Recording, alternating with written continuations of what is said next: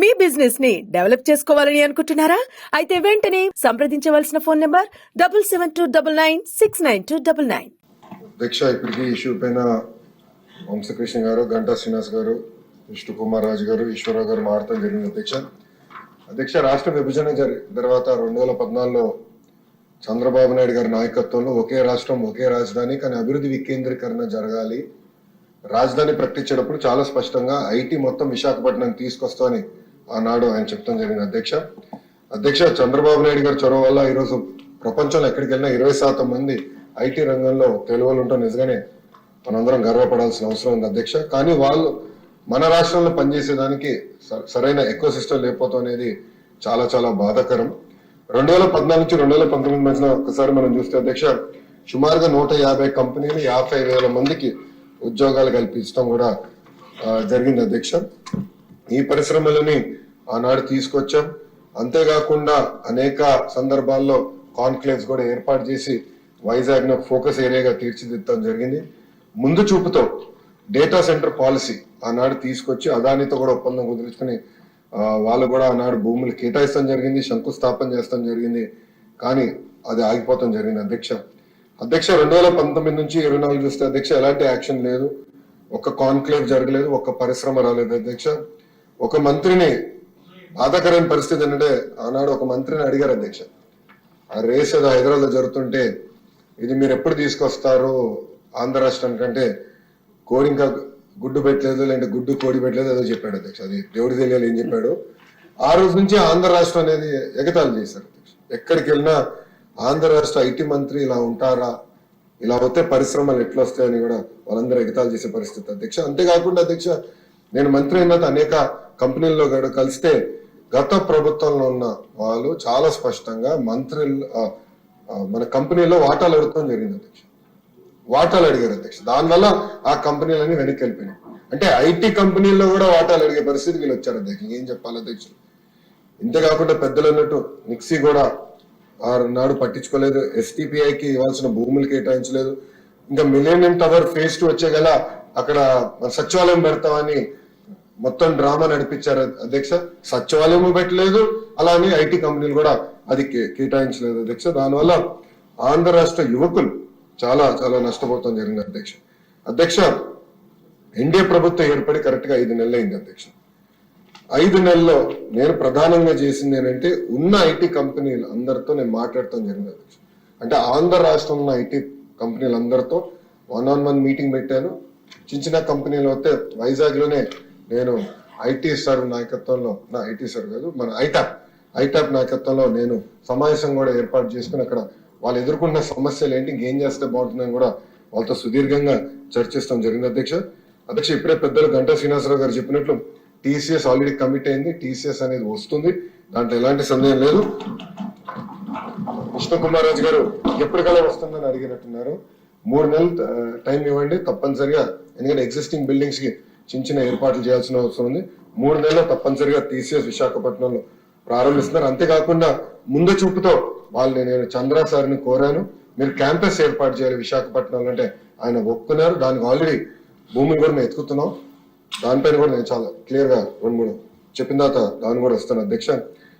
పెద్దలు వంశకృష్ణ గారు అడిగినట్లు అధ్యక్ష, ఇక్కడ ఎకో సిస్టమ్ కూడా ఏర్పాటు చేయాలి.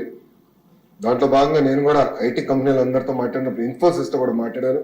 వాళ్ళని కూడా క్యాంపస్ ఏర్పాటు చేస్తే బాగుంటుందని వాళ్ళని కోరాను. వాళ్ళు కూడా ఆల్రెడీ భూములు ఎత్తుకుతాం జరుగుతుంది అధ్యక్ష. ఏదో ఒక బిల్డింగ్ 500-600 కాదు, క్యాంపస్ అనేది అవసరం ఉంది. దానికి వాళ్ళకి భూములు కూడా ఇప్పుడు ఎత్తుకుతాం జరిగింది, మొదలుపెట్టాం అధ్యక్ష. నేను అనుకుంటా మాక్సిమం ఒక 6 months లో కొబ్బరికాయ కొట్టచ్చు నేను ఆశిస్తున్నాను. దాన్ని నేను చాలా కష్టపడుతున్నా. మీరు 20,000 ఉద్యోగాలు అడిగారు అధ్యక్ష. 5 సంవత్సరాలు 20,000 ఉద్యోగాలు నా టార్గెట్ కానే కాదు. పెద్దలు అన్నట్టు 5 లక్షల ఉద్యోగాలు ఒక ఐటీ రంగంలో ఆంధ్ర రాష్ట్రంలో క్రియేట్ చేయాలని టార్గెట్ గా నేను పనిచేస్తున్నాను అధ్యక్ష. మనం యుఎస్ కూడా వెళ్ళాను, అనేక డేటా సెంటర్ సంస్థలతో కూడా నేను కలుస్తాం జరిగింది అధ్యక్ష. ఒకసారి చూస్తే 2019 నుంచి 24 వరకు గత ప్రభుత్వం దీనిపైన ఎలాంటి ఫోకస్ పెట్టక డేటా సెంటర్ ఎకో సిస్టమ్ అటుపక్క విశాఖపట్నంలో, క్షమించాలి, అటుపక్క ముంబైలో, ఇంకో పక్కన తమిళనాడులో, అదేవిధంగా తెలంగాణలో వస్తాం జరిగింది అధ్యక్ష. అదే గాని మనం గాని ఆనాడు తీసుకొచ్చిన పాలసీ ముందర తీసుకెళ్ళి ఉంటే Visakhapatnam data centre capital of the world అయింది అధ్యక్ష మనం చూస్తే డేటా సెంటర్స్ లో ప్రపంచ వ్యాప్తంగా ప్రతి సంవత్సరం $300 బిలియన్ $300 బిలియన్ ఖర్చు పెట్టిపోతున్నారు అధ్యక్ష ప్రతి సంవత్సరం. నా లక్ష్యం $100 బిలియన్ భారతదేశానికి రావాలి, దాంట్లో ఎక్కువ శాతం ఆంధ్ర రాష్ట్రానికి రావాలనేది నా లక్ష్యం అధ్యక్ష. దాంట్లో నేను అందరినీ కలిసాను అధ్యక్ష. అంటే కొన్ని కంపెనీ పేర్లు నేను వెల్లడించలేను, ఎందుకంటే ఎన్డీఏ నేను వాళ్ళతో సైన్ చేశాను కనుక. వాళ్ళతో చర్చించినప్పుడు 2-3 రిక్వెస్ట్ ఉన్నాయి, ఎస్పెషల్లీ డేటా సెక్యూరిటీ, అదే విధంగా టాక్సేషన్, డేటా ఎంబసీస్ విషయంలో. విష్ణు కుమార్ రాజు గారు బీజేపీ నుంచి కూడా ఉన్నారు కనుక ఇక్కడ నేను ఆల్రెడీ ఢిల్లీలో ఉన్న పెద్దలతో నేను చర్చిస్తున్నాను సార్. అది పాలసీ ఒక ఫ్రేమ్వర్క్ అనేది ఏర్పాటు చేయాల్సిన అవసరం ఉంది. తద్వారా పెద్ద ఎత్తున పెట్టుబడులు కేవలం ఆంధ్ర రాష్ట్రంగా భారతదేశానికి వచ్చడానికి అవకాశం ఉంది. అది ఆల్రెడీ మేము చర్చలో ఉన్నాం అధ్యక్ష. వంశకృష్ణ గారు అడిగినట్టు ఒక సోషల్ ఎకో సిస్టమ్ అనేది చాలా చాలా అవసరం అధ్యక్ష. దాంట్లో ఎయిర్పోర్ట్ ఒక భాగం. భోగాపురం ఎయిర్పోర్ట్ విషయంలో చంద్రబాబు నాయుడు గారు ఇప్పటికీ చాలా స్పీడ్ గా పనులన్నీ పరిగెత్తిస్తున్నారు అధ్యక్ష. అంతేకాకుండా భారతదేశంలోనే అతి పెద్ద కన్వెన్షన్ సెంటర్ కూడా ఏర్పాటు చేసే దిశగా మన ప్రభుత్వం పనిచేస్తుంది అధ్యక్ష. అది విశాఖపట్నానికి వస్తుంది అధ్యక్ష. అంతేకాకుండా ఎయిర్పోర్ట్స్ క్షమించాలి హోటల్స్ కూడా అధ్యక్ష. అది నా డిపార్ట్మెంట్ కాకపోయినా దుర్గేష్ గారు డిపార్ట్మెంట్ అది, కానీ అది ఎకనామిక్ డెవలప్మెంట్ బోర్డు కింద ఈ ఎకో సిస్టమ్ ఏర్పాటు చేయాలంటే పెద్ద ఎత్తున హోటల్స్ రావాలి విశాఖపట్నానికి. వేలాది హోటల్స్ రావాలి అధ్యక్ష, 10 కాదు వేలాది హోటల్స్ వస్తేనే ఆ ఎకో సిస్టమ్ ఏర్పడుతుంది. దానికి నిన్నే పాలసీ కూడా టూరిజం పాలసీ కింద టూరిజాన్ని ఇండస్ట్రీగా గుర్తించే విధంగా చంద్రబాబు నాయుడు గారి నాయకత్వంలో నిన్న కేబినెట్ కూడా ఆమోదం తెలిపింది అధ్యక్ష. దాంట్లో భాగంగా హోటల్స్ కూడా పెద్ద ఎత్తున విశాఖపట్నానికి తీసుకొస్తాం, కనెక్టివిటీ కూడా ఏర్పాటు చేస్తాం, కన్వెన్షన్ సెంటర్ కూడా తీసుకొస్తాం. ఇది ఒక భాగం. ఇంకొకటి పెద్దలు అన్నట్టు ఐటీలో ఉన్న టాప్ 100 కంపెనీస్, టాప్ 20 కాదు, టాప్ 10 కాదు, టాప్ 100 కంపెనీస్ ఆల్రెడీ నేను ఇనిషియల్ డిస్కషన్ స్టార్ట్ చేస్తాను జరిగింది అధ్యక్ష. నేను అనుకుంటాం అది గ్యారంటీగా జయప్రదం అవుతుంది. వాళ్ళందరినీ విశాఖపట్నం తీసుకొచ్చే బాధ్యత నేను తీసుకుంటాను మొదటిది. రెండోది ప్రపంచంలో ఉన్న ఫార్చ్యూన్ 500 కంపెనీస్ అన్ని జీసీసీస్ అంటే గ్లోబల్ డెలివరీ సెంటర్స్ కూడా వాళ్ళు ఏర్పాటు చేయాలని ఒక లక్ష్యంగా వాళ్ళు కూడా వర్కౌట్ చేస్తున్నారు. దాని కొత్త పాలసీ తీసుకురావాల్సిన అవసరం ఉంది అధ్యక్ష. అది వచ్చే నెలలో ఆ పాలసీ కూడా మేము తీసుకొస్తాం. ఇంతేకాకుండా రియల్ ఎస్టేట్ డెవలపర్స్ తో కూడా నేను ఇప్పటికీ జూమ్ కాల్స్ పెట్టుకున్నాను, 1-on-1 మీటింగ్స్ కూడా పెట్టాను అధ్యక్ష. పెద్ద ఎత్తున రియల్ ఎస్టేట్ డెవలపర్స్ కూడా తీసుకురావాలి అధ్యక్ష. ఎందుకంటే విశాఖపట్నంలో గ్రేడ్ ఏ ఆఫీస్ స్పేస్ అనేది లేదు అధ్యక్ష. ఈ పెద్ద పెద్ద కంపెనీలు వచ్చినప్పుడు గ్రేడ్ ఏ ఆఫీస్ స్పేస్ రావాలి. వాళ్ళు ఆ కంపెనీలో పనిచేస్తున్న ఉద్యోగస్తులకి మళ్ళీ హౌసింగ్ సోషల్ ఎకో సిస్టమ్ కూడా కావాల్సిన అవసరం ఉంది. వాళ్ళందరితో కూడా నేను చర్చిస్తాం జరుగుతుంది అధ్యక్ష. త్వరలోనే ఆ అనౌన్స్మెంట్స్ కూడా రాబోతున్నాయని మీ ద్వారా సభకి నేను తెలుపుతున్నా అధ్యక్ష. అంతేకాకుండా డేటా సెంటర్ పాలసీ కూడా దానిపైన స్టేట్మెంట్ ఉంది అధ్యక్ష. గౌరవ డిప్యూటీ స్పీకర్ గారు టీ బ్రేక్ ఇస్తే టీ బ్రేక్ తర్వాత అది ఉంది, స్టేట్మెంట్ ఉంది. దాంట్లో చాలా డీటెయిల్ గా అది కూడా నేను ఎక్స్ప్లెయిన్ చేస్తాను. అంటే పాలసీస్ ఒక పక్కన, అవుట్ రీచ్ ఒక పక్కన, సోషల్ ఎకో సిస్టమ్, ఇదంతా మేము ఒక సమగ్ర యాక్షన్ ప్లాన్ అనేది మేము తయారు చేస్తాం జరిగిన అధ్యక్ష. విష్ణు కుమార్ రాజు గారు, గంటా శ్రీనివాస్ గారు పెండింగ్ ఇన్సెంటివ్స్ గురించి చెప్పారు అధ్యక్ష. నేను బడ్జెట్ కోసం నేను వెయిట్ చేస్తా ఉన్నాను. బడ్జెట్ లో 500 కోట్ల రూపాయలు పెండింగ్ ఇన్సెంటివ్స్ క్లియర్ చేసేదానికి ఐటీ ఎలక్ట్రానిక్స్ కి కేశవ్ గారు కూడా కేటాయిస్తాం జరిగింది. అది అసెంబ్లీ సెషన్ అయిన తర్వాత తప్పనిసరిగా ఇన్సెంటివ్స్ అని ఆ కంపెనీస్కి అందించే బాధ్యత మేము తీసుకుంటాం అధ్యక్ష. దాంట్లో ఎలాంటి సందేహం లేదు. చివరికి అధ్యక్ష నేను చంద్ర గారిని కలిసినప్పుడు అడిగాను ఆయన సలహా ఏంటి నాకు. ఆయన ఒక మాట అన్నారు అధ్యక్ష, ఇప్పుడు కంపెనీస్ అందరు కూడా $5 బిలియన్, $10 బిలియన్, $15 బిలియన్ పెట్టుబడి పెడుతున్నారు. ఒక నెల డిలే అయినా, ఒక 3 నెలలు డిలే అయినా మా బిజినెస్ ప్లాన్ మొత్తం తారుమారు అవుతుంది.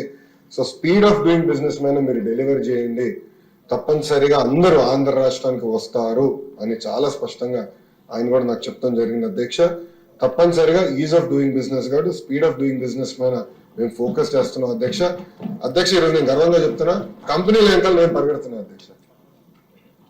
ఒక డేటా సెంటర్ కంపెనీ వాళ్ళు వచ్చారు, మన స్పీడ్ చూసి ఇంకా పెద్ద ప్లాన్ తీసుకొస్తానంటే నేను ఫోన్ చేసి ఇంకా మీరు ఎందుకు రావట్లేదని ప్రతి వారం నేను ఫాలోఅప్ చేస్తున్నాను అధ్యక్ష. మొన్న కూడా మీరు చూసారు, రిలయన్స్ అనౌన్స్ చేసింది మన గ్రీన్ బయో ఫ్యూల్స్ కి.